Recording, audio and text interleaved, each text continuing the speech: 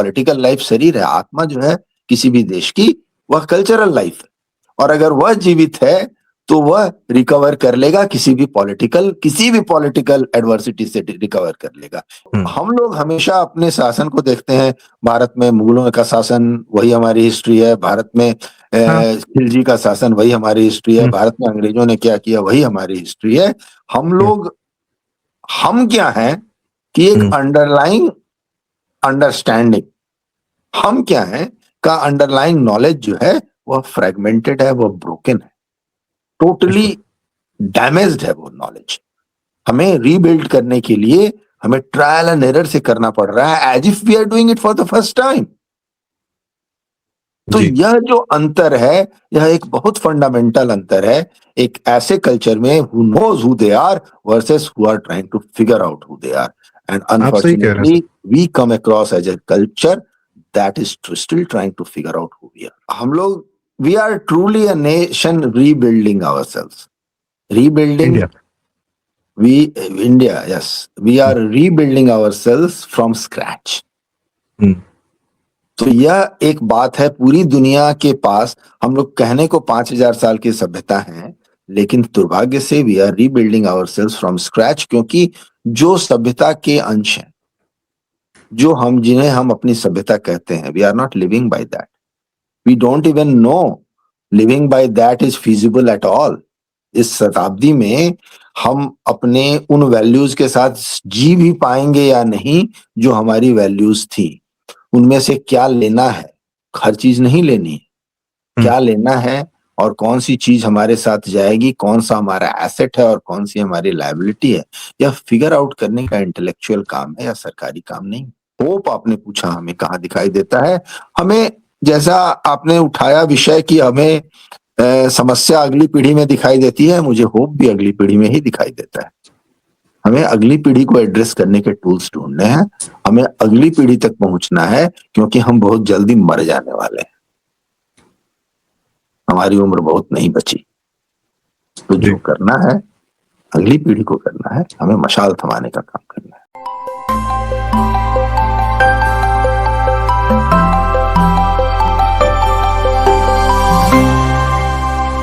प्रारब्ध के सभी दर्शकों को मेरा नमस्कार। मेरा नाम है संदीप आर.के. सिंह और आज हमारे साथ श्री डॉक्टर राजीव मिश्रा जी, दर्शकों से चिर परिचित। सर, बहुत बहुत स्वागत आपका, हमारा सौभाग्य आज आप हमारे चैनल पर। नमस्कार और बहुत बहुत धन्यवाद संदीप जी, बहुत समय बाद फिर से संपर्क में आने के लिए और फिर से संवाद का अवसर देने के लिए और अपने श्रोताओं तक मुझे पहुंचने का अवसर देने के लिए। जी दर्शकों, आप सब जानते हैं doctor Rajiv Mishra sir Facebook पे जो लिखते हैं उसको पढ़ना बड़ा आवश्यक होता है, यह जानने के लिए कि समाज को जब दूर से देखा जाता है तो यह पता चलता है कि एक अच्छा समाज, अच्छा भला समाज कैसे अपने गर्त की ओर जाता है। पर्टिकुलरली आज हम बात करेंगे यूरोप की, और यह हमने देखा कि पेरिस से कुछ बड़े विभत्स दृश्य आए कि जो आईफिल टावर दुनिया में एक ऐसी जगह मानी जाती थी कि ह्यूमन लोगों ने अपने लिए कुछ एक अच्छा जगह बनाया है, सुंदर जगह बनाया है, कुछ एक पिनाकल तक पहुंचने का प्रयास किया है। यूरोप अक्सर लोग इसी कारण से भी जाते हैं। वहां पर आग लगी हुई है, और न सिर्फ वहां आग लगी हुई, उस आग को सेलिब्रेट करने वाले अराजक तत्व सड़क पर दिख रहे हैं। वो बात सिर्फ आईफिल टावर की नहीं, वो एक सिंबॉलिक था, वो तो एक अलग बात थी। पर कुछ ऐसी घटनाएं लंदन में भी दिख रही हैं कि वहां अराजकता बढ़ती जा रही है, सड़क पर लोग किसी प्रकार से हत्याएं कर रहे हैं, घरों में आग लगाई जा रही है। एक तो चूंकि राजीव मिश्रा सर वहां उस समाज को देख रहे हैं, वहीं रहते हैं, आपके माध्यम से हम जानना चाहेंगे सर कि ये क्या है, ये ह्यूमन इवोल्यूशन है, डिवोल्यूशन है, या ये एक प्रकृति चक्र है, चल क्या रहा है? ये एक अच्छी खासी सभ्यता को अपनी आंख के सामने सोशल मीडिया पर हम गर्त में जाते हुए देख रहे हैं सर। जी बिल्कुल, बहुत प्रासंगिक प्रश्न आपने उठाया है, और खासतौर से इसलिए भी कि हमारे लिए यह बहुत प्रासंगिक है। जरूरी नहीं है कि हम उस समस्या में पड़ें और तभी सीखें। हालांकि सच्चाई तो यही है कि हम उस समस्या में यूरोप से पहले से पड़े हुए हैं, लेकिन फिर भी दूसरों को देखकर सीखने में कोई नुकसान नहीं है। फ्रांस में जो हुआ वह वहां के सामाजिक परिदृश्य में हुए बहुत बड़े एक आंतरिक और मूलभूत परिवर्तन को रेखांकित करता है। वह जो हुआ वह किसी को बहुत अधिक आश्चर्यचकित नहीं करता। फ्रांस में रहने वाले या फ्रांस को जानने वाले लोगों को, जो अब नए फ्रांस के आज से परिचित हो गए हैं और उसके आदी हो गए हैं, उन्हें यह बात बहुत आश्चर्यचकित नहीं करती। हुआ यह था, पिछले दिनों एक फुटबॉल मैच में फ्रांस की टीम, पेरिस की फुटबॉल टीम ने आर्सेनल यानी लंदन की टीम को हराया, और हराने के बाद इस जीत के सेलिब्रेशन में वहां मौजूद लोगों ने अपने ही शहर को आग लगा दी। यह किसी क्रोध का एक्सप्रेशन नहीं था, किसी बात पर नाराज नहीं थे लोग, बस एक अवसर था कि कई लाख लोग सड़कों पर जुटे हैं, तो उसके बीच में से एक अवसर है कि उठो चलो और इस मौके का फायदा उठाओ। तो और यह करने वाले लोग बाहर से नहीं आए थे। सबसे बुरी बात यह है कि यह करने वाले लोग बाहर से नहीं आए थे, ये वहां के पेरिसियन थे, पेरिस के रहने वाले लोग थे।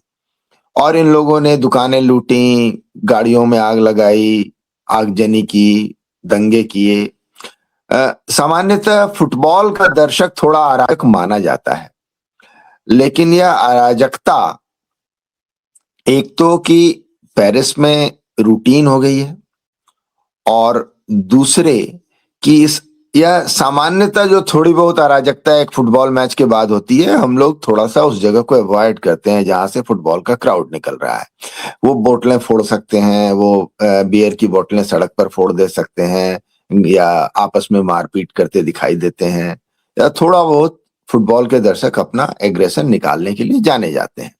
लेकिन पेरिस में जो हुआ वह इससे अधिक था। बहुत लंबे समय तक, कई घंटों तक चलता रहा, और पूरे शहर में आगजनी होती रही। और जो वहां का मुख्य सड़क है वहां की, मैं उसका सही प्रोनाउंसिएशन नहीं जानता, चैम्प डू एलाइसी कहते हैं अंग्रेजी में, लिखते हैं, पर वह उस सड़क मैंने देखी है। वहां की मुख्य सड़क है, चौड़ी सड़क, जो आर्क डी ट्रियोम्फ से निकलकर वहां के ग्रैंड पैलेस तक की सड़क पर जाती है, और वहां के सारे मुख्य आयोजन, यात्राएं, राष्ट्रीय दिवस का सेलिब्रेशन भारत के राजपथ की तरह समझे कि वहीं पर होता है।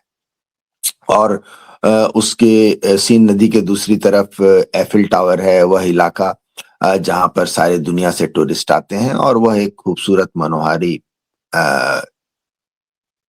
पूरा इलाका ही बहुत सुंदर और दर्शनीय स्थान है। और शायद दुनिया में सबसे अधिक टूरिस्ट जिन शहरों में जाते हैं उनमें से एक पेरिस है, और एफिल टावर के आसपास का इलाका है।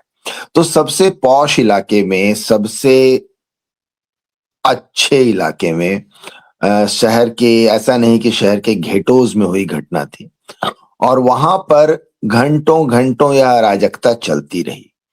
तो वे कौन से लोग हैं? क्या एक सामान्य पेरिसियन जो अपने शहर में रहता है वह अपने शहर को आग लगा रहा है, या बाहर से आए लोग वहां पर आग लगाने के लिए पहुंच गए? ऐसा तो नहीं है कि बाहर से आए हुए लोग वहां आग लगाने के लिए पहुंच गए। तो एक समय कुछ लोगों ने पेरिस को इतना सुंदर बनाया था कि किसी भी सुंदर स्थान की तुलना हम पेरिस से करते हैं।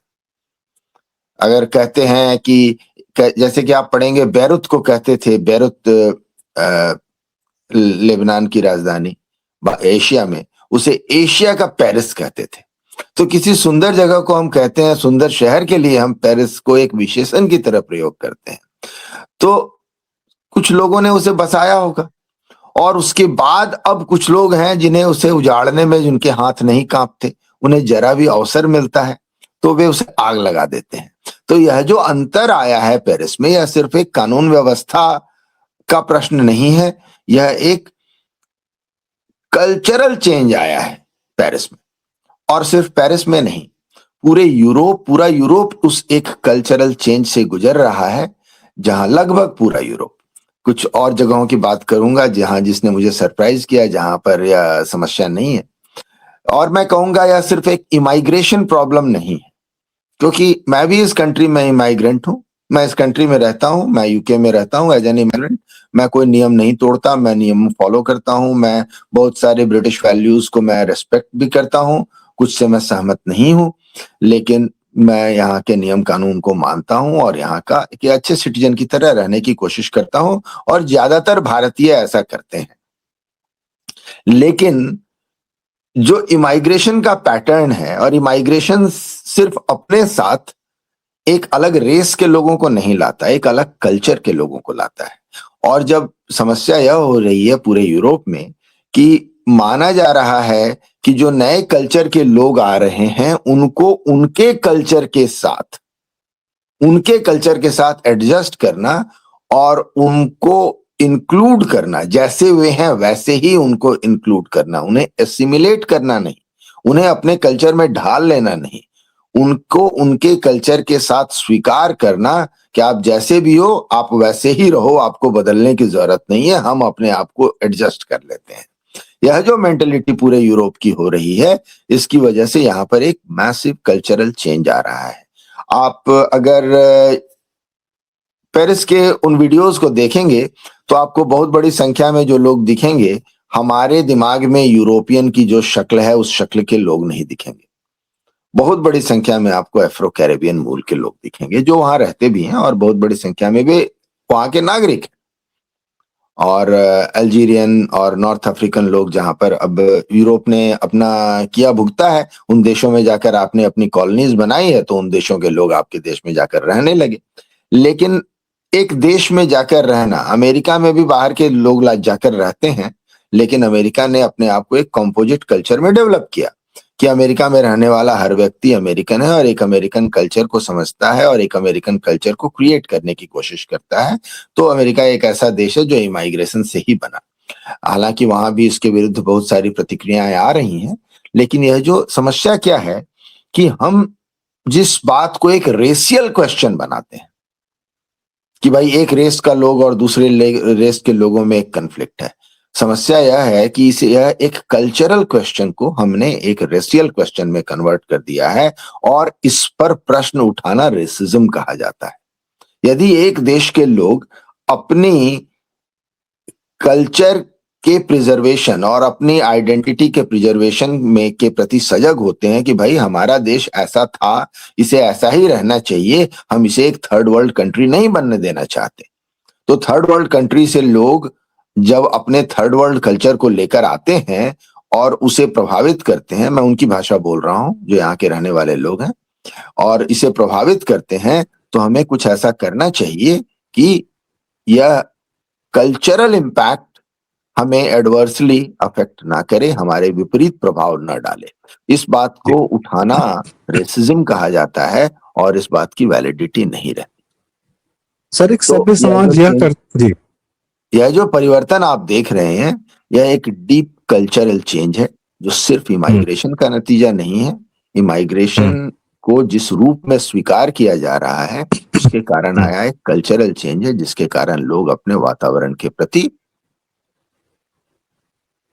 सर मैं नहीं रखते। जी, मुझे लगता है कुछ पैरेलल हमारे यहाँ भी, हमारे यहाँ हम्पी था, एक शानदार शहर था, 400-500 साल पहले जो है दुनिया का सबसे बड़ा सबसे रिच शहर था, वह बर्बाद किया गया। और मेरे ख्याल से दोनों में समानता यह है कि एक बर्बर समाज है, अब वो सभ्य तो नहीं है, तो उसको सभ्यताएं मिटाने में काफी इंटरेस्ट आता है, चाहे बांग्लादेश की सभ्यता मिटा दे या बंगालियों की या पंजाब की मिटा दे, या अभी आजकल यूरोप पे उसकी निगाहें गड़ी हुई हैं। यूरोप का इस्लाम से पुराना संबंध है, क्रूसेड्स हो चुके हैं, स्पेन ने पूरा कई सौ सालों तक उनका अत्याचार देखा, बड़ी मुश्किल से स्पेन ने स्वयं को मुक्त किया। और अभी जब आपने यह बताया कि पेरिस में अगर कोई बाहर से आता है, जैसे हिंदू भी जाते हैं वहां पर बाहर, मैं भारतीय की बात नहीं कर रहा, अगर हिंदू जाते हैं बाहर, तो हिंदू वहां के रूल्स रेगुलेशन को आसानी से मानते हैं और वहां की प्रोडक्टिविटी में कुछ ना कुछ अपना योगदान करते हैं, शांति से रहते हैं, चैन से। वहां की जेलों में नहीं जाने को मिलता उनको, क्योंकि वो कुछ ऐसे कुकर्म नहीं करते। ये एक वे ऑफ लाइफ को क्या ये लोग यूरोप के लोग या ये जो फ्रांस है, या ये समझ नहीं पाते हैं कि ब्राउन स्किन है लेकिन दोनों के वे ऑफ लाइफ है, किसको लेना है, किसका फिल्टर हमें फिल्टर लगाना है या नहीं लगाना है। या किसको लेना है किसको नहीं लेना है, इनको ये बात समझ में नहीं आती, समझना नहीं चाहते। यहाँ क्या इशू है सर? क्योंकि प्रमाण तो इनके पास प्रत्यक्ष हैं, सारे ही सारे हैं। और कैसे कोई अपने समाज को बर्बाद होने दे सकता है अपनी आंखों के सामने? जी, मैं इसे विशुद्ध रूप से वामपंथी प्रभाव का रिफ्लेक्शन मानता हूं। इसके दूसरे एस्पेक्ट पर मैं आऊंगा। इसका जो विपक्षी रिप्रेजेंटेशन है वह भी थोड़ा विकृत है, इसलिए मैं दोनों पक्षों की बात करूंगा। लेकिन मैं इसके वामपंथी प्रभाव की बात करता हूं। वामपंथ का जो मूल है, पब्लिक की लाइफ पर कंट्रोल। पब्लिक की लाइफ पर कंट्रोल नहीं हो सकता अगर पब्लिक का माइंड फ्री है।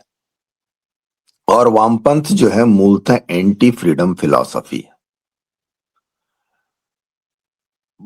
फ्रीडम का सबसे बड़ा शत्रु है वायलेंस। एक वायलेंट इन्वायरमेंट में फ्रीडम एग्जिस्ट नहीं कर सकता।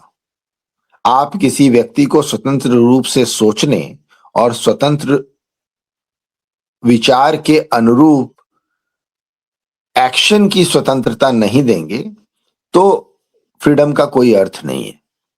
और इस फ्रीडम को कोई चीज थ्रेटन करती है, कोई चीज खतरे में डालती है, तो वह है वायलेंस।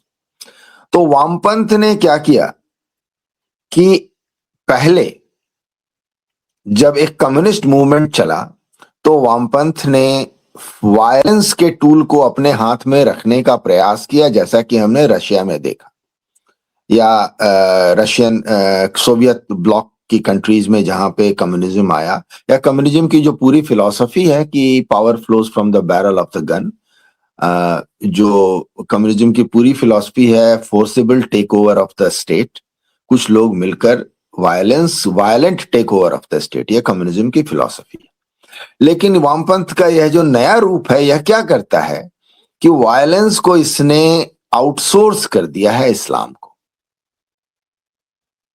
कि भाई ये लोगों को ये ऐसा समाज क्रिएट करता है जहां इसके अपने हाथ गंदे ना हो, कोई और आए और इसके बिहाफ पर वायलेंस करे और ये उसे वायलेंस करने दें, वायलेंस करने के लिए उपयुक्त माहौल उपलब्ध कराएं, उसे प्रोटेक्शन दें, उसे लीगल प्रोटेक्शन दें, उसे एक तरह का मोरल प्रोटेक्शन दें बाय कॉलिंग देम विक्टिम। कि भाई वो विक्टिम है और वो सिर्फ अपनी प्रतिक्रिया में या उसके विरुद्ध भेदभाव हो रहा है, उसकी प्रतिक्रिया में वायलेंस कर रहा है और उसके वायलेंस को जस्टिफाई करें। तो वामपंथ ने अपनी स्ट्रेटेजी बदली है और वायलेंस को आउटसोर्स किया है। तो ये ऐसा नहीं है कि इन्हें मालूम नहीं है कि ये जिस चीज को इंपोर्ट कर रहे हैं इस देश में उसका परिणाम क्या होगा। इन्हें वही परिणाम चाहिए।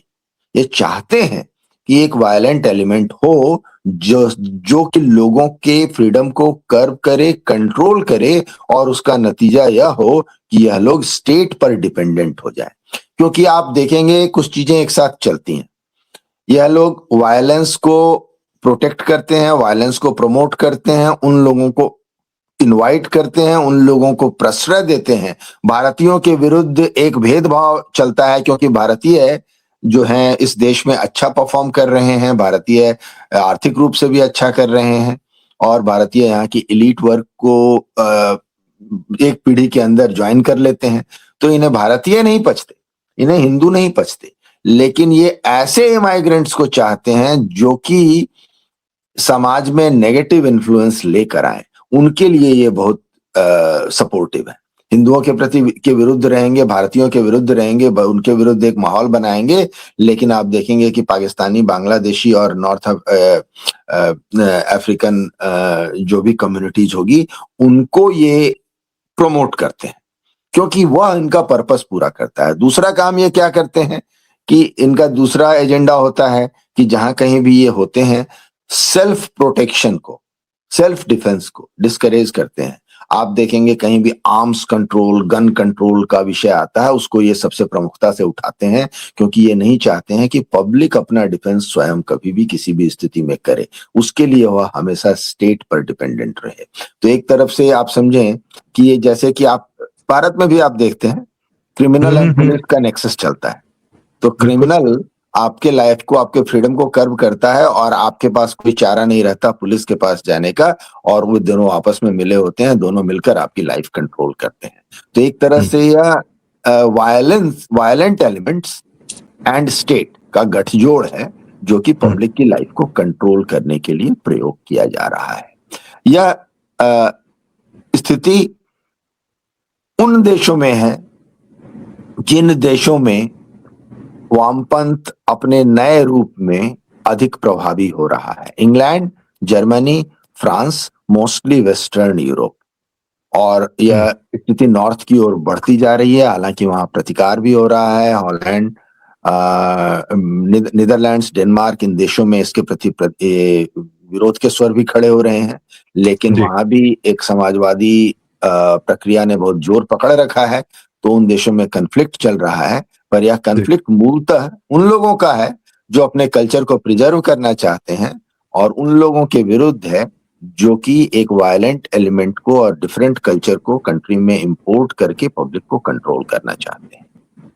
सर, आपने इतना सुंदर विवरण दिया कि वामपंथ किस तरीके से आउटसोर्स कर दिया है, लेकिन वामपंथ ने अपने स्तर पर एक जिम्मेदारी रखी है कि कौन सी चीज को खबर बनने देना है, कितना बनने देना है, और उसके एडिट आउट करके। अभी पिछले, जब से आप बात कर रहे थे, मैं ढूंढ भी रहा था वो वीडियोस भी जनता के साथ शेयर करना चाह रहा था। जब हमारी आपकी लास्ट वीक में बात हुई थी 1 जून के आसपास की, जब पेरिस में यह आग लगाई गई थी, पिछले 5-10 मिनट से, या पहले भी मैंने सर्च करने का प्रयास किया कि मैं जनता को दिखा सकूं वह वीडियो कि जब पेरिस आईफिल टावर के बगल में कैसे आग लगाई गई थी। रात में भी आग लगी थी। ट्विटर पर वह दिख ही नहीं रहा है, वो वीडियो, वो गायब हो चुका है। और गूगल पे सर्च करने पर यह दिखा रहा है कि वह तो एक पुराना वीडियो था, वो फेक न्यूज फैलाई गई थी 1 जून को। आप सोचिए सर, 15 दिन पहले की घटना जिसे पूरे समाज ने, दुनिया ने लाइव देखा, उसको इस समय गूगल के कुछ लोग और ट्विटर या इत्यादि इत्यादि मीडिया के, वामपंथ मीडिया के माध्यम से कहा जा रहा है कि वह तो एक फेक न्यूज है, जबरदस्ती राइटर्स को बदनाम किया जा रहा है। अभी एक हमारे, खैर ये बात तो तय है, विकिपीडिया के जो फाउंडर थे वो कह चुके हैं कि लेफ्टिस्ट बायस विकिपीडिया में बहुत ज्यादा आ चुका है। आपको इंफॉर्मेशन आपकी बहुत ज्यादा एडिट की जा रही है, और आपका नैरेटिव जो है, बड़ा इंफॉर्मेशन आपको खूब सारी मिलेगी, लेकिन उसका एक दायरा है कि वो लेफ्टिस्ट बायस के अंदर होनी चाहिए। मैं एक वीडियो शेयर करना चाहता हूँ सर, अमेरिका की है। सेम चीज हुआ है अमेरिका में भी, कि यहाँ पर आग लगाई गई। यहाँ पे ये यंगस्टर्स को देखिए सर, ये क्या कर रहे हैं, एक स्कूल बस में को तोड़ रहे हैं। ये एक गेम के बाद की बात है, और बाद में हम देखेंगे कि इसी स्कूल बस में आग लगा दी गई, और ये टाइम्स स्क्वायर पर हो रहा है। ये और ये लोग दुनिया के, और किसी गेम से निकल कर ये आए हैं और बस एंजॉय कर रहे हैं, एक स्कूल बस मिली उसको तोड़ रहे हैं। इसके अलावा फिर इसके बाद ये एक, ये ज्यादा नहीं, 2 दिन पहले की बात है, ये न्यूयॉर्क में ये कर रहे थे। कैसे देखते हैं सर, ये तो ये बवाल तो फैलता ही जा रहा है, हर जगह फैलता जा रहा है। और ये अच्छा, प्रमुख रूप से यह जो आग है, यह सारी चीजें हैं, यह एक जो आपने बताया कि यंग जनरेशन दिख रही है इसमें, तो क्या मति भ्रम है, प्रोडक्टिविटी नहीं है? जैसे हम लोग क्या, हिंदू परिवारों में क्या होता है कि बेटा पढ़ लिख लो, करियर बना लो, या कोई बाहर अगर लड़ाई झगड़ा करके आ रहा है तो माँ ही पीट देती है अपने बच्चों को। तो एक तरीके से संस्कारित या मर्यादित रखने का प्रयास किया जाता है। लार्जली हिंदू परिवार ऐसा करते हैं। इनके माँ बाप क्या कर रहे हैं सर, जिनके बच्चे सड़कों पे आग लगा रहे हैं? देखिए, यह एक मल्टी प्रोंग अटैक है। एक कल्चरल इंपोर्ट इमाइग्रेशन के माध्यम से, और खासतौर से इमाइग्रेंट्स को इस बारे में बोलना चाहिए, हम जैसे इमाइग्रेंट्स को जो इसके गलत साइड में पड़ते हैं। जैसा मैंने अभी कहा कि मैं इसके दूसरे साइड की भी बात करना चाहूंगा। यूके में अभी रिफॉर्म यूके बहुत तेजी से तरक्की कर रहा है। उस पर आने के बाद मैं आपकी यंगस्टर्स वाली बात पर आऊंगा। बहुत महत्व का विषय आपने उठाया है, मैं उसे भूलना नहीं चाहता। तो मैं बीच में ये वीडियो चलाऊंगा, आप अपनी बात कहेंगे सर, वहां से साउंड नहीं आएगा, आप अपनी बात प्लीज कंटिन्यू करिएगा। बस वो आगजनी का एक वीडियो आवश्यक है, जो हम चर्चा कर रहे हैं उसका एक विजुअल तो हमें दिखाना आवश्यक है। आप प्लीज बात कंटिन्यू करें सर। तो अभी यूके में रिफॉर्म यूके नाम की पार्टी नाइजल फराज की, जो पहले यूकिप के नाम से यूके इंडिपेंडेंट पार्टी के नाम से जानी जाती थी, जो यहाँ की कंजर्वेटिव से अधिक राइट विंग पार्टी, कंजर्वेटिव को तो मैं राइट विंग मानता ही नहीं हूँ, कंजर्वेटिव से अधिक राइट विंग पार्टी है। तो समस्या क्या है कि उसे बहुत अधिक बल मिल रहा है।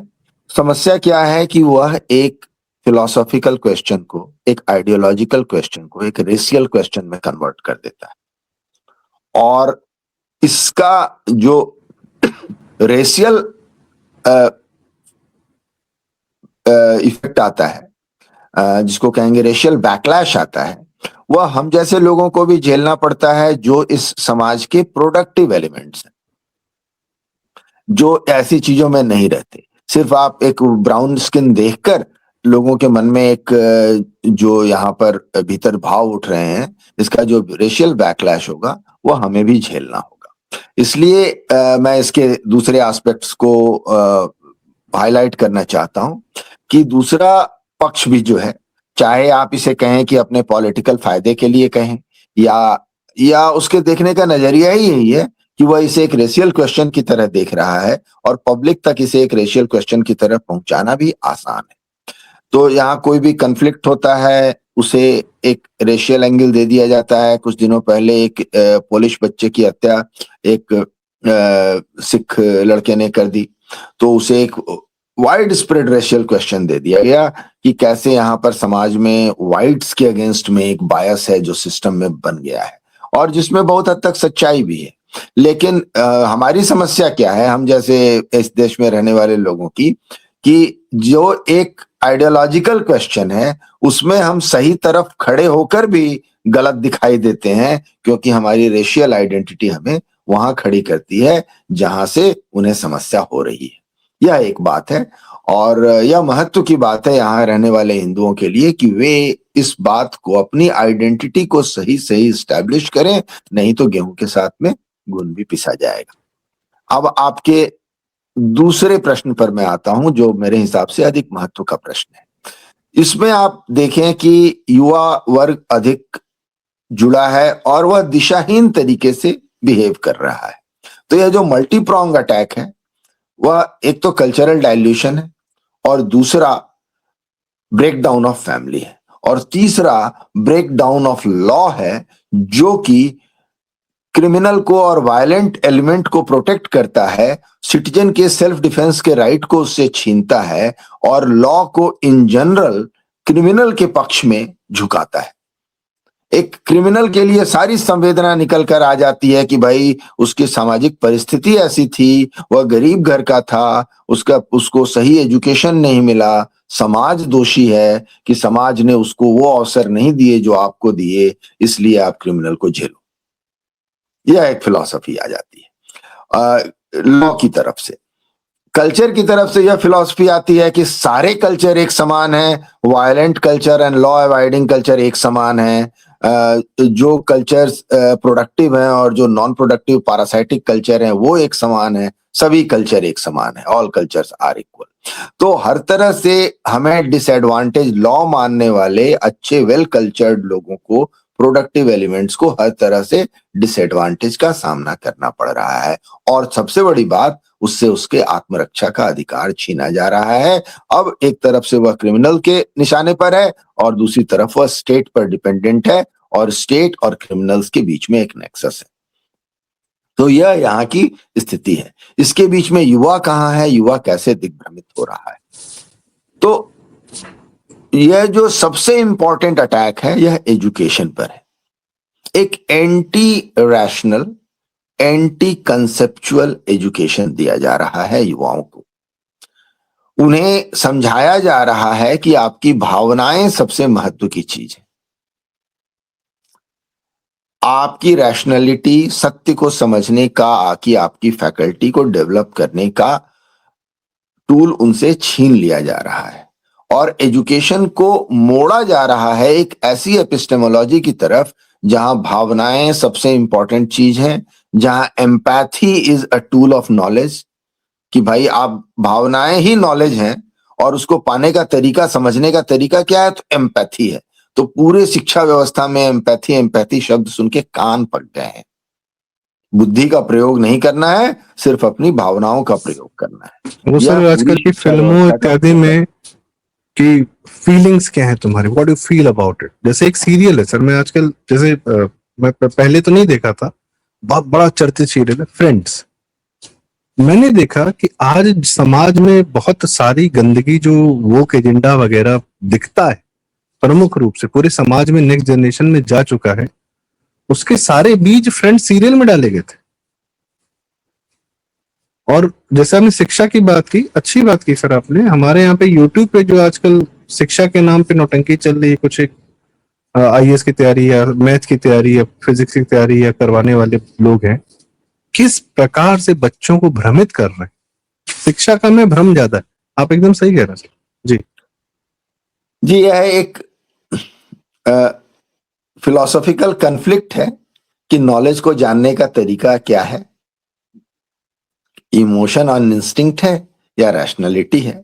तो यह एक एंटी रैशनल मूवमेंट ने शिक्षा को, कला को, मीडिया को अपने कब्जे में ले रखा है। तो यह जो एक फीलिंग, यह जो आप कहीं भी पूछें तो the question asked is not what do you think about it and how it is. आपको क्या लगता है या आप क्या सोचते हो इस बारे में और सत्य क्या है, यह क्वेश्चन नहीं होता। क्वेश्चन होता what do you feel about it. मैंने कहीं भी किसी भी जगह आप एक डिस्कशन में बैठेंगे, एक वेबिनार में बैठेंगे, एक मीटिंग में बैठेंगे तो लोगों से पूछा जाएगा what do you feel about it. और मैं शब्द सुनते ही बोलता हूं किन मूर्खों के बीच में मैं बैठा हूं। What does it matter what do you feel about it. Take and shove it where it belongs. It the question should be what do you think about it. And thinking के कुछ स्टैंडर्ड्स होते हैं। Thinking has to be rational, then only it qualifies as thinking. लेकिन यह कोई sir पूछता ही नहीं। अच्छा, यह भी कहा जाता है देयर आर नो राइट और रॉन्ग आंसर्स।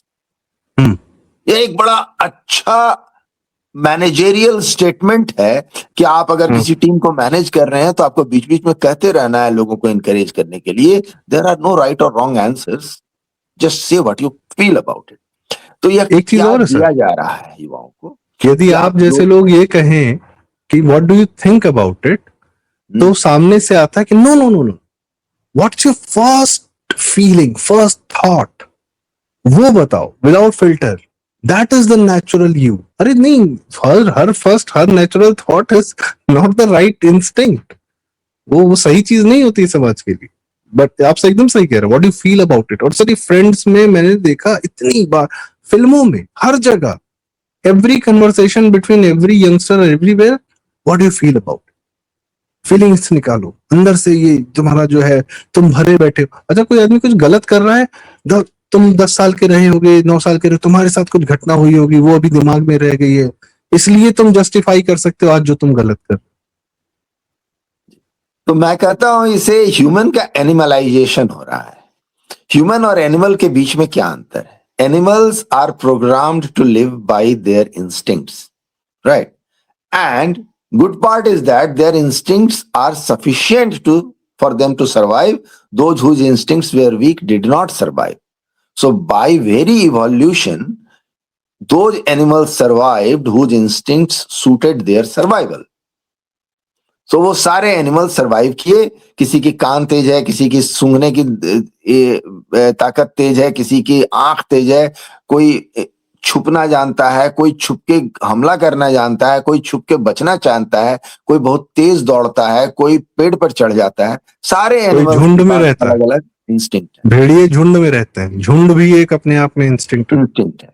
ह्यूमन बीइंग्स जो है वह इंस्टिंक्ट से कमजोर है, या फिर नेचर ने समझा कि इंस्टिंक्ट से अधिक पावरफुल एक टूल है, वह है रीजन। तो ह्यूमन बीइंग को रीजन मिला, सबको इंस्टिंक्ट मिला, ह्यूमन बीइंग को वीक इंस्टिंक्ट्स मिले लेकिन स्ट्रॉन्ग रीजन मिला। और हमने रीजन के प्रयोग से इस धरती पर रहना सीखा है। यह एक फंडामेंटल बात है जिसे इग्नोर किया जाता है और हमारा एनिमलाइजेशन किया जाता है कि आप भी इंस्टिंक्ट से जियो, आप क्यों रीजन से जीते हो। तो यह जो हमारा एजुकेशन, मीडिया, आर्ट, लिटरेचर, पूरा culture anti rational and instinctive होता जा रहा है। आप पेंटिंग में देख लो कि भाई पेंटिंग में ब्रश मारे हुए हैं, लाल पीले हरे नीले रंग हैं, कोई शेप नहीं है, कोई एक्सप्रेशन का कोई एक कंक्रीट फॉर्म नहीं है। कहा जाता है ये क्या है, तो ये इमोशंस के कलर है। तो आपने जो फील किया, आपने जैसा फील किया वैसे का वैसा उतार दिया एब्स्ट्रैक्ट फॉर्म में। तो कल्चर आर्ट में यह ऐसे दिखाई देता है। सिनेमा में हर जगह आपको दिखाई देता है कि आदमी के पास एक कन्फ्लिक्ट होता है कि वह करे जो उसकी सोच सही कहती है या वह करे जो उसकी इंस्टिंक्ट करती है, और वह हमेशा इंस्टिंक्ट को फॉलो करके सक्सेसफुल होता है। यह सिनेमा हमेशा दिखाता है। जिंदगी ना मिलेगी दोबारा, दुनिया में हमारा दिल ही तो है। यह जो पूरे की पूरी कल्चरल स्ट्रीम जा रही है वह एंटी रैशनल एंड इंस्टिंक्टिव होती जा रही है। युवाओं पर जिंदगी जीने के लिए प्यार ही काफी है। हाँ, हर प्यार ही काफी है। हाँ, उसके हम उदाहरण सारे दिन दे सकते हैं। Let's come to its result, right. इसका नतीजा क्या हो रहा है? इसका नतीजा हो रहा है कि हमारा जो जेनरेशन पैदा हो रहा है वो एक ऐसा जेनरेशन पैदा हो रहा है जो हर समय अपनी हर फीलिंग को एक्ट आउट करता है।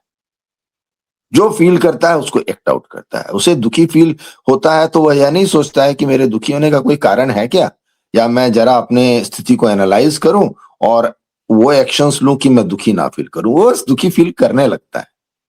अगर आपका रिजल्ट खराब हो गया है तो आप ये नहीं सोचते हो कि भाई एग्जाम में मेरा रिजल्ट खराब हो गया है तो वजह क्या है कि मेरा रिजल्ट खराब हो गया है। रिजल्ट खराब होना बहुत दुखद स्थिति है।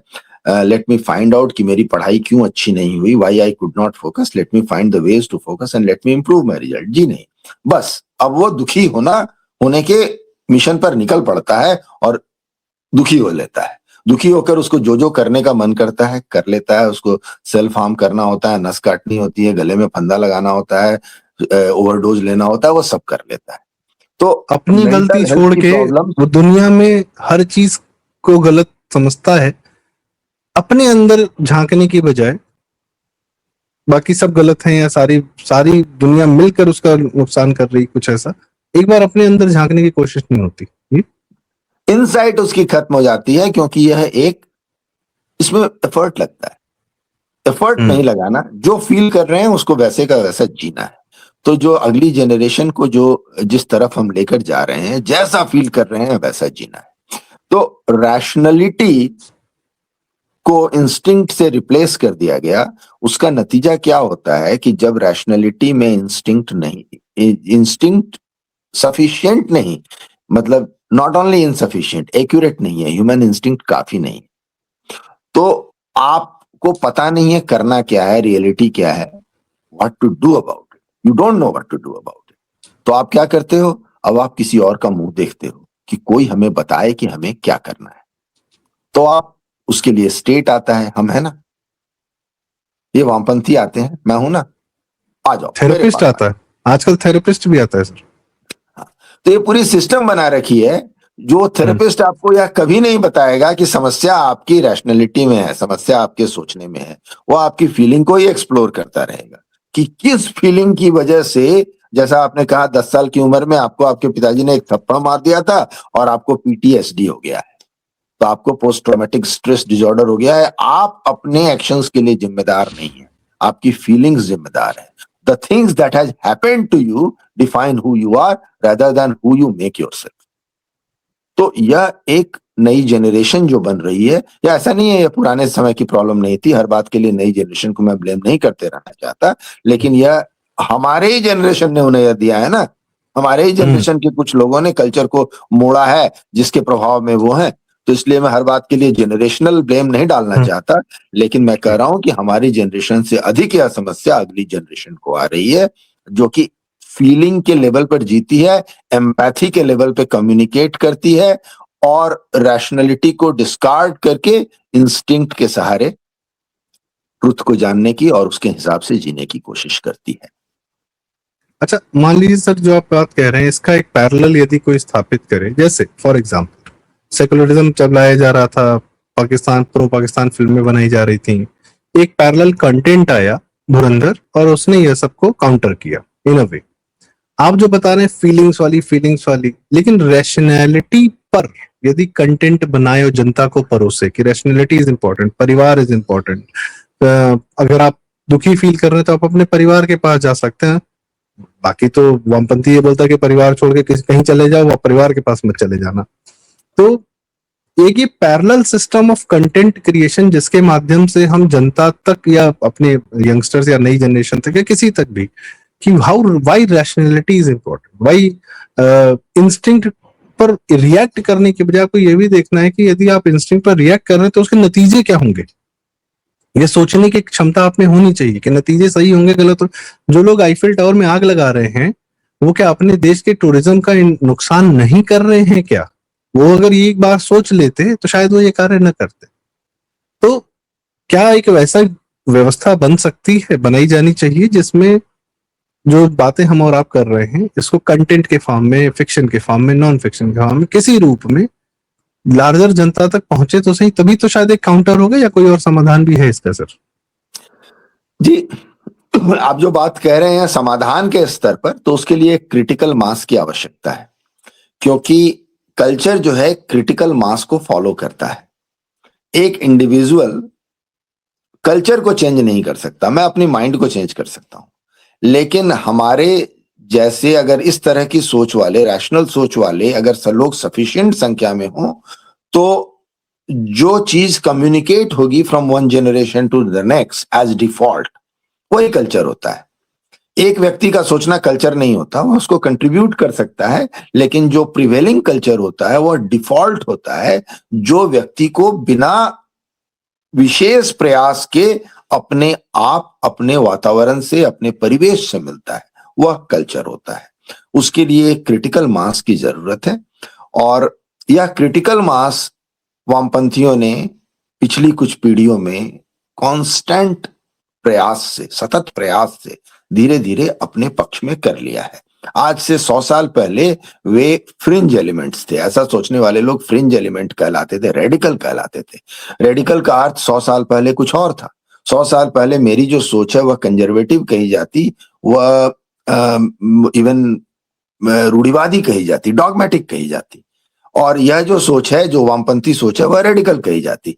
आज के दिन की डॉगमेटिक सोच जो है वह वामपंथी है, वह स्टैब्लिश्ड सोच है। अगर आप कुछ नहीं सोचते हैं, सिर्फ वो करते हैं जो बाकी लोग कर रहे हैं, तो आप बाय डिफॉल्ट वामपंथी हैं। और अगर आप एक रैशनल थॉट लेकर आना चाहते हैं तो आप रेडिकल दिखाई देते हैं, क्योंकि आप संख्या में कम है, क्रिटिकल मास आपके साथ नहीं है। तो जो लोग 100 साल पहले के रेडिकल्स थे, उन लोगों ने धीरे धीरे पूरे समाज के कल्चर को चेंज कर दिया। जिस माध्यम से भी कहें, कल्चरल मार्क्सिज्म के माध्यम से कहें, या जैसे कि फ्रैंकफर्ट स्कूल का प्रयास रहा, उन लोगों ने इस बात को जर्मनी में रिकॉग्नाइज किया, अमेरिका लेकर गए, और उन टूल्स का प्रयोग करके जो दूसरे लोगों ने, जो विपक्षियों ने खड़े किए थे। सिनेमा एक इंडस्ट्री है ना जी, एक कैपिटलिस्ट वेंचर है सिनेमा, और उस कैपिटलिस्ट वेंचर का प्रयोग करके एक सोशलिस्ट प्रोपेगेंडा परोस दिया गया और लोगों को बेच दिया गया। तो भारत में तो शुद्ध सनातनी आदमी ने खड़ा किया भारत का सिनेमा, श्री दादा साहब फाल्के, और वो सारी कहानियां शुरू की, कुछ नहीं, जिन कहानियों, जिन फिल्मों ने भारत का सिनेमा इंडस्ट्री खड़ा किया, वो सब हमारे पुराणों और इतिहास से आती थी जी। और उसके बाद देखिए आज की हाल, हमारे ही क्रिएट किए हुए टूल्स को प्रयोग करके उन्होंने अपना एजेंडा दिया। तो हम लोग इस मामले में, मैं कहूंगा कि जो रैशनल वर्ग है वह कमजोर पड़ा हुआ है, और वह अकेला पड़ा हुआ है, और मैं कहूंगा कि प्रयास की कमी है। मैं सेल्फ प्रमोशन के इस अवसर को हाथ से नहीं जाने देना चाहता हूं, क्योंकि आपने यह विषय उठाया, क्योंकि मैं institute of rationality and critical thinking नाम के एक प्रकल्प को खड़ा करने का प्रयास कर रहा हूं, और उसको लेकर युवाओं के बीच में जा रहा हूं। बीच बीच में हम लोग वेबिनार करते रहते हैं। तो आपने जो बात कही बिल्कुल इसी विषय पर, कि इसको मेन स्ट्रीम करने के लिए, रैशनैलिटी के कंसेप्ट को मेन स्ट्रीम करने के लिए institute of rationality and critical thinking का विचार हम लोग लेकर आए हैं, और हम लोग इस पर प्रयास कर रहे हैं। यहाँ पर मैं मेंटल हेल्थ की प्रॉब्लम को जैसे मैं एनालाइज करता हूं, अगले आने वाले वर्षों में भारत की जो सबसे बड़ी समस्या होने वाली है वह है मेंटल हेल्थ की, शहरों में मेंटल हेल्थ की समस्या। और अब शहरों और गांवों में अंतर नहीं रहा, कटसी सोशल मीडिया की वजह से एक ही कल्चर, मतलब पहले जो एक पीढ़ी में परकोलेट करता था, अब वह एक पीढ़ी में नहीं परकोलेट करके 2 साल में परकोलेट कर जाएगा। जो गांवों का जो कल्चर है वह शहरों के कल्चर से अब 5-7 साल अधिक से अधिक पीछे चल रहा है। तो पूरे देश में युवा वर्ग के भीतर जो सबसे बड़ी समस्या आने वाली है वह है मेंटल हेल्थ प्रॉब्लम। और उसका मुख्य कारण है, मैं कहता हूं वह एक मेंटल हेल्थ प्रॉब्लम भी नहीं है।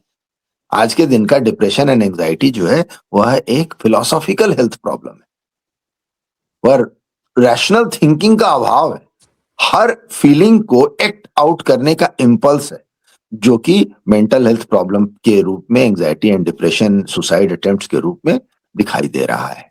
तो जो लोग भी अपने बच्चों से, आने वाले जनरेशन्स के इस समस्या से जूझ रहे हैं, उन्हें मैं कहूंगा कि वे इस एस्पेक्ट से अगर इस प्रॉब्लम को हैंडल नहीं कर रहे हैं तो वह समस्या के रूट कॉज तक नहीं जा रहे हैं। एंटी डिप्रेसेंट, सर्ट्रेलिन, फ्लोक्सेटिन, मिर्टाजापिन जो है वो इसे नहीं संभाल पाएंगे। वह सिम्टम को दबाकर कुछ दिन के लिए आपको निष्क्रिय बनाकर, आपको आपके इमोशंस को दबाकर रख देंगी, लेकिन उसको रिप्लेस करके, उसको रैशनैलिटी से रिप्लेस करने का रास्ता जो है वह हमेशा आपके कॉग्निटिव टूल पर डिपेंड करेगा। और साइकियाट्री एक ऐसा फील्ड है जो पूरी तरह से टेक ओवर कर लिया है वामपंथियों ने पूरी दुनिया में। मैं एक साइकियाट्रिस्ट था बाय ट्रेनिंग, मतलब मैंने ज्वाइन की थी साइकियाट्री ट्रेनिंग, कुछ महीने करके मैंने छोड़ दिया central institute of psychiatry Ranchi में, आज से 20-22 साल पहले।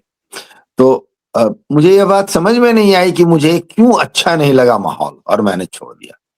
अब मैं देखता हूं कि मुझे माहौल में क्या अच्छा नहीं लगा, वह उसका वामपंथी झुकाव था, पूरी पढ़ाई का, पूरे पूरे थॉट प्रोसेस का जो वामपंथी झुकाव था, मैं उसे स्टैंड नहीं कर पाया। लेकिन उस वक्त मेरी मेंटल एबिलिटी या मेरी अंडरस्टैंडिंग, मेरा एक्सपोजर इतना नहीं था कि मैं उसे उस फॉर्म में देख सकूं।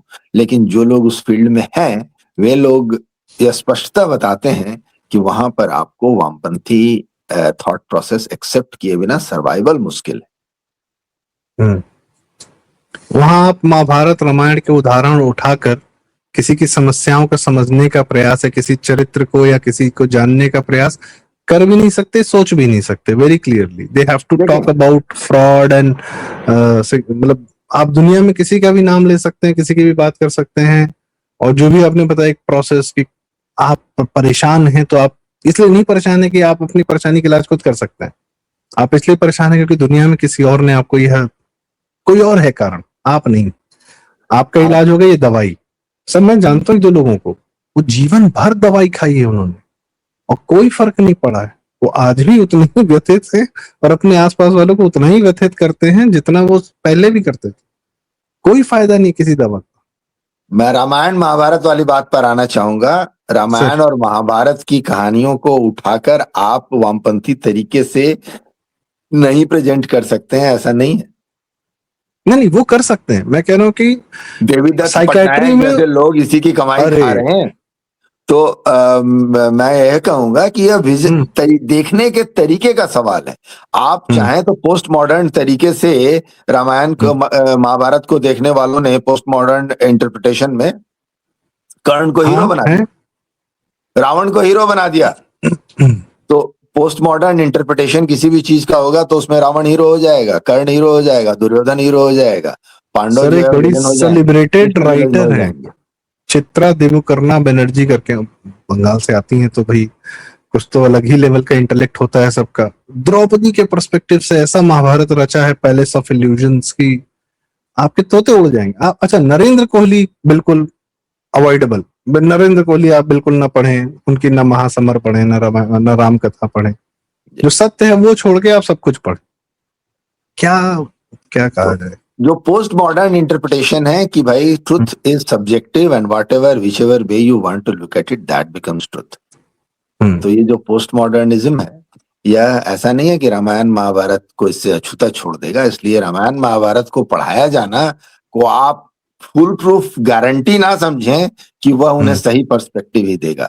अगर पर्सपेक्टिव गलत होगा तो वे रामायण महाभारत पढ़ के भी रावण को हीरो और राम को विलन बना के निकाल देंगे। तो इसलिए मैं कहूंगा कि what really matters is how you learn to look at things and how the culture is changing. यहाँ पर मैं एक बहुत महत्व की बात देना चाहूंगा, मुझे पता है समय बहुत हो गया है, तो towards the closing I would like to come back to Europe. पिछले दिनों मैं सेंट्रल यूरोप, मैंने हंगरी, ऑस्ट्रिया और चेक रिपब्लिक, प्राग, ईस्टर्न यूरोप, हाँ east to central, east to central. तो जर्मन, ऑस्ट्रिया को तो ईस्टर्न यूरोप नहीं कह सकते, बट हाँ ये लोग, ये कंट्री जो है जो एक समय में रशियन इसके प्रभाव में थी। तो एक अच्छी बात मैंने देखी कि कम्युनिज्म के प्रभाव में रही, कम्युनिज्म के पॉलिटिकल प्रभाव में रह के भी इन कंट्रीज के ऊपर कम्युनिस्ट का, वामपंथ का कल्चरल प्रभाव नहीं पड़ा, कम पड़ा। क्योंकि जब इन लोगों ने पॉलिटिकल कंट्रोल स्टैब्लिश कर लिया तो इन्होंने कल्चरल कंट्रोल स्टैब्लिश करने के प्रयास नहीं किए। जबकि वेस्टर्न यूरोप में, अमेरिका में इन लोगों ने क्या किया कि देखा कि पॉलिटिकल कंट्रोल हमारा नहीं है तो कल्चरल कंट्रोल स्टैब्लिश करो। तो उसका नतीजा मुझे बहुत एक सुखद अनुभव हुआ। मैंने सोचा नहीं था कि मैं कम्युनिस्ट ब्लॉक की कंट्रीज में घूमूंगा और मुझे यह महसूस होगा कि यहां से वामपंथ मिसिंग है।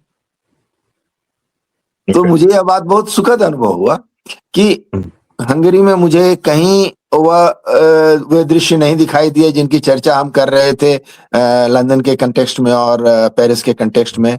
मुझे प्रॉपर, मैं वहां गया था हंगरी को देखने, तो मुझे प्रॉपर हंगेरियन कल्चर ही दिखाई दिया। मुझे हंगेरियन कल्चर के ऊपर मल्टी कल्चरलिज्म का तड़का डाला हुआ नहीं दिखाई दिया। वहां पर लोग म्यूजिक को सेलिब्रेट करते हैं, आर्ट को सेलिब्रेट करते हैं, और ढेर सारे म्यूजिशियंस की मूर्तियां दिखाई दी, राइटर्स की मूर्तियां दिखाई दी, सब कुछ कमाल का आर्किटेक्चर दिखाई दिया। तो सब कुछ जो है मुझे हंगेरियन कल्चर इंटैक्ट दिखाई दिया। और वहां पर की गवर्नमेंट ने इस बारे में बहुत प्रयास भी किए हैं कि उसको प्रिजर्व करके रखा जाए और व्यवस्था को अपने हाथ से बाहर न जाने दिया जाए।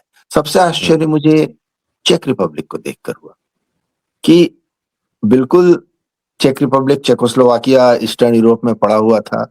उसके पहले वह हैब्सबर्ग एम्पायर के अंडर में था, हिटलर के अंडर में था। सब कुछ के बावजूद जैसे ही 1990s में वहां पर, जिसको वेलवेट रिवॉल्यूशन कहते हैं, के बाद वो अलग हुआ और स्वतंत्र हुआ और कम्युनिस्ट प्रभाव से मुक्त हुआ। इतनी अच्छी व्यवस्था, इतना अच्छा कल्चरल माहौल, लोग अपने अपने काम से मतलब रखते हुए, कहीं मुझे सतरंगे झंडे नहीं दिखाई दिए, कहीं मुझे मल्टी कल्चरलिज्म का तड़का नहीं दिखाई दिया, कहीं बुरके टोपियां नहीं दिखाई दी। चौराहों पर, सड़कों पर मूर्तियां, और ऐसा नहीं है कि पुराने जमाने की मूर्तियां, अभी की बनी हुई मूर्तियां। वहां के एक आर्टिस्ट को मैंने फॉलो किया, डेविड सरनी, उसकी बनाई हुई बहुत सारी मूर्तियों को जाकर देखा। तो अभी आर्ट एंड कल्चर अलाइव है, जिंदा है। और तो यहां पर एक बहुत महत्व की बात मुझे समझ में आई कि underlying stream of life of a country जो होता है वह उसका कल्चर होता है, वह उसकी पॉलिटिकल लाइफ नहीं होती है। पॉलिटिकल लाइफ ऊपर से होती है और वह उसकी कल्चरल लाइफ को प्रभावित करती है, क्योंकि उसी माहौल में उसके कल्चरल लाइफ को जीना होता है। लेकिन जो वो शरीर है, पॉलिटिकल लाइफ शरीर है, आत्मा जो है किसी भी देश की, वह कल्चरल लाइफ है। और अगर वह जीवित है तो वह रिकवर कर लेगा, किसी भी पॉलिटिकल एडवर्सिटी से रिकवर कर लेगा। In no time they found their bearing, they knew what to do. हम लोग आज भी भारत पर इस्लामिक आक्रमण, भारत पर अंग्रेजों का शासन के पे हर चीज मरते हैं, रहते हैं। 75 वर्ष हो गए, we could not find our way into normalcy, we could not find our way into the cultural values that we want to live। हम लोग ट्रायल एंड एरर कर रहे हैं, जरा सा ये करके देख लेते हैं, जरा सा वो करके देख लेते हैं। जर्मनी पूरे वर्ल्ड वॉर में डिस्ट्रॉय हो गया था, जापान वर्ल्ड वॉर में डिस्ट्रॉय हो गया था, चेक रिपब्लिक, हंगरी, ये सारे देश थे जो कि कम्युनिस्ट शासन के अंदर में 70 वर्ष रहे। उसके पहले नाजियों ने इन पर हमला किया, इन पे कब्जा किया, डिस्ट्रॉय कर दिया, वर्ल्ड वॉर देखा, सब कुछ देखा। जैसे ही यह पॉलिटिकल टर्मोइल खत्म हुआ, they quickly rebuild. It is like knowing how to build a puzzle. You build a puzzle, someone comes and breaks it, but you know how to build it and you rebuild They it immediately. immediately went back to their culture, their roots की यही एक तरीका है अपने अपने आप को पहले यह तो सुधार लें, बाकी I know बेहतर तो हो what ही to जाएंगे। do. Right. They knew what to do and they immediately went on doing it. They went on the business of rebuilding. That knowledge is called culture. How to do things with that knowledge is called culture. China को आप देख लो, China ने trial and error किए। China विदेशी शासन में 200 साल रहा। चाइना उसके बाद कम्युनिस्ट शासन के अंडर में आया, माओ की त्रासदी झेली, but as soon as they recovered from Mao, they quickly knew how to do things and they quickly rebuild it. So Chinese people do not look at their history as a sequence of rule by British and rule by this, rule by Japanese, and all that. They do not look at all that. For them, it is a blip. It was a glitch. Right? Their idea of themselves is कि हम लोग पहले जैसे जीते आ रहे थे. They knew what it was, and they quickly went on and rebuilt it. तो हम लोग हमेशा अपने शासन को देखते हैं, भारत में मुगलों का शासन वही हमारी हिस्ट्री है, भारत में खिलजी का शासन वही हमारी हिस्ट्री है, भारत में अंग्रेजों ने क्या किया वही हमारी हिस्ट्री है. हम लोग हम क्या हैं कि एक अंडरलाइंग अंडरस्टैंडिंग, हम क्या हैं का अंडरलाइंग नॉलेज जो है वह फ्रेगमेंटेड है, वह ब्रोकन है, टोटली डैमेज्ड है वो नॉलेज. हमें रीबिल्ड करने के लिए हमें ट्रायल एंड एरर से करना पड़ रहा है, as if we are doing it for the first time. तो यह जो अंतर है, यह एक बहुत फंडामेंटल अंतर है एक ऐसे कल्चर में who knows who they are versus who are trying to figure out who they are. And unfortunately we come across as a culture that is still trying to figure out who we are.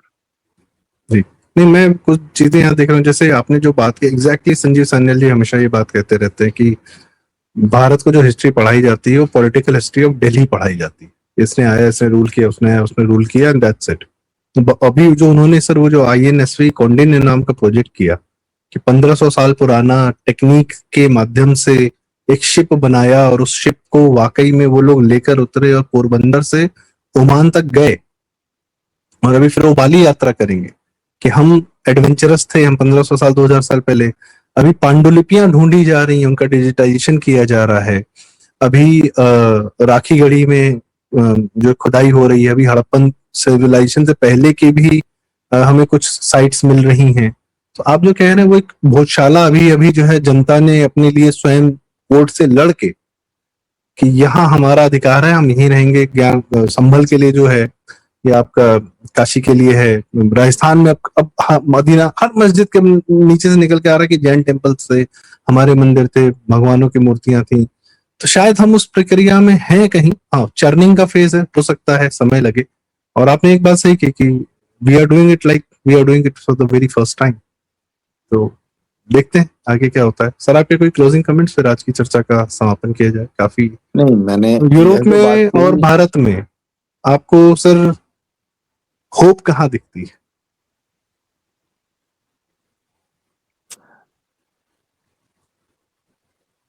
हम लोग we are truly a nation rebuilding ourselves. Rebuilding India, yes, we are rebuilding ourselves from scratch. तो यह एक बात है, पूरी दुनिया के पास हम लोग कहने को 5000 साल की सभ्यता हैं, लेकिन दुर्भाग्य से we are rebuilding ourselves from scratch. क्योंकि जो सभ्यता के अंश हैं, जो हम जिन्हें हम अपनी सभ्यता कहते हैं, we are not living by that. We don't even know living by that is feasible at all. इस शताब्दी में हम अपने उन वैल्यूज के साथ जी भी पाएंगे या नहीं जो हमारी वैल्यूज थी. उनमें से क्या लेना है, हर चीज नहीं लेनी है, क्या लेना है और कौन सी चीज हमारे साथ जाएगी, कौन सा हमारा एसेट है और कौन सी हमारी लायबिलिटी है, यह फिगर आउट करने का इंटेलेक्चुअल काम है या सरकारी काम नहीं. हमें किस रूप में किस चीज को, किसकी किस एस्पेक्ट को स्वीकार करना है, अपने साथ रखना है और किन्हें मॉडिफिकेशन की जरूरत है। एक धर्म गुरु से मेरा संपर्क हुआ था। सॉरी, मैं फिर से क्लोजिंग कमेंट देने की बजाय एक प्रसंग बताने लग गया। एक नहीं नहीं। एक एक भारत के एक प्रोमिनेंट धर्म गुरु हैं, उनसे संपर्क में आने का अवसर मिला था मुझे। सिर्फ मुझे ही नहीं, बहुत सारे लोग जुड़े थे, जहां पर लोगों से कहा गया कि भाई आप हिंदू राष्ट्र की परिकल्पना पर कुछ बातें कहिए। और वहां लोग आए, कोई संस्कृत में कुछ बोल रहा था, कोई कुछ बोल रहा था, कुछ लोगों ने अपना पूरा भाषण ही संस्कृत में दिया। मैंने पूछा कि आपने दिया किसके लिए, किसने समझा, आपकी बात को समझा किसने? Communication is not your goal at all, your goal is showing off कि हमको संस्कृत आती है। तो बहुत सारे लोगों ने बहुत सारी बातें कही कि हम 5,000 साल पहले से ऐसे थे, हमारी सभ्यता ऐसी थी, हमारी सभ्यता ऐसी थी। मैंने उनसे पूछा, गुरुजी आप जो भी बना रहे हैं, आपको हमारा हिंदू राष्ट्र क्या 5,000 साल पहले बनाना है, 3,000 ईसा पूर्व में बनाना है, कि आपको अपना हिंदू राष्ट्र 2020 में बनाना है? 2020 की बात, तो आप वो बात करें ना, उन एलिमेंट्स की बात करें जो 2020 में आप जिनको एक्चुअली लागू कर सकते हैं। आप क्या खड़ाऊं पहन के जंगल में जाने वाले हैं? तो आपका विजन जो है, व्हाई इट इज ऑलवेज वो बैकवर्ड क्यों, जब मैंने वो हमेशा अतीत की ओर क्यों देख रहा है? आपकी दृष्टि भविष्योन्मुख क्यों नहीं है? Why are you not looking at कि हाँ, हमें कैसा देश बनाना है नाउ फॉरवर्ड, हेंस फोर्थ? तो आप संस्कृत में बोल रहे हैं, धोती पहन रहे हैं, बता रहे हैं कि भाई हमें हमारी पुरानी वेशभूषा अपनानी चाहिए, ऐसी ऐसी बातें उठ रही थी। क्यों, मैं तो अपने बच्चों को खड़ाऊं पहनाता हूं और मैं अपने बच्चों को मतलब, मैं बोला अच्छी बात है, मैं नहीं कह रहा हूं उन्हें डिस्कार्ड कर दें, मैं कह रहा हूं कि उसका रिलेवेंस 2020 में, how will it allow you to survive in an hostile world? क्योंकि 3,000 साल पहले world was not so hostile, other rival entities just did not exist. There was no Christianity, there was no Islam, there was no leftist threat, there was no AI threat, there was no nuclear threat. तो आपकी पूरी दुनिया बदल गई है और आप अभी वहीं अटके पड़े हो जहां पर कि 5,000 साल पहले भारत कैसा था, आप वही बना दोगे। इस नोस्टाल्जिया से बाहर निकलने की हमें बहुत बहुत बहुत जरूरत है। होप आपने पूछा हमें कहाँ दिखाई देता है? हमें, जैसा आपने उठाया विषय कि हमें समस्या अगली पीढ़ी में दिखाई देती है, मुझे होप भी अगली पीढ़ी में ही दिखाई देता है। हमें अगली पीढ़ी को एड्रेस करने के टूल्स ढूंढने हैं, हमें अगली पीढ़ी तक पहुंचना है, क्योंकि हम बहुत जल्दी मर जाने वाले हैं, हमारी उम्र बहुत नहीं बची।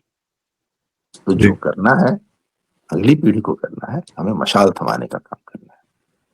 तो हमारे कम्युनिकेशन लाइंस ओपन होने चाहिए, और अगर कम्युनिकेशन लाइंस ओपन होंगे, हम रास्ता फिगर आउट कर लेंगे। और बच्चे सर सुनते हैं, बच्चे समझते हैं, और कोई भी बच्चा हो वो अपने माँ बाप को देखता है, करते हुए देखता है और वो ग्रहण करता है। वो इंसानी शरीर है ना, इंसान वैसे ही डेवलप करता है जो अपने आसपास के लोगों को करते हुए देखता है, तो वो ग्रहण करता है। आप यदि सही कार्य कर रहे हैं, सही बातें कर रहे हैं, वो जाएगा। और बिल्कुल यह निश्चिंतता होनी चाहिए कि आप जो कह रहे हैं वो अगले की समझ में आ रहा है। आप कई बार एक प्रयास करते हैं, फिर भी कहते हैं इसको समझ में नहीं आता, इसको समझ में नहीं आता, ये एक सही तरीके नहीं। आपने सही कहा, मशाल थमाने वाली बात। जी सर, हमारी समस्या यह नहीं आ रहा है कि बच्चे हमें सुन नहीं रहे हैं, हमारी समस्या यह है कि बच्चे हमें देख रहे हैं। We need to make sense first. हमारे बच्चों को लगेगा सबसे मेन बात है सर, तो वे नहीं सुनेंगे। नहीं, एक बात और है सर, मैं अपनी दीदी लोग हैं और भी परिवार में जिन बच्चे हैं कि थोड़े बड़े, मैं कहता हूँ आपको बच्चों को कुछ कहना है या उनको सुनाना है? आप सुनाने के पर्पज से बात मत करिए, कुछ कहने के पर्पज से बात करिए, और सवाल जवाब मत करिए। Have a conversation.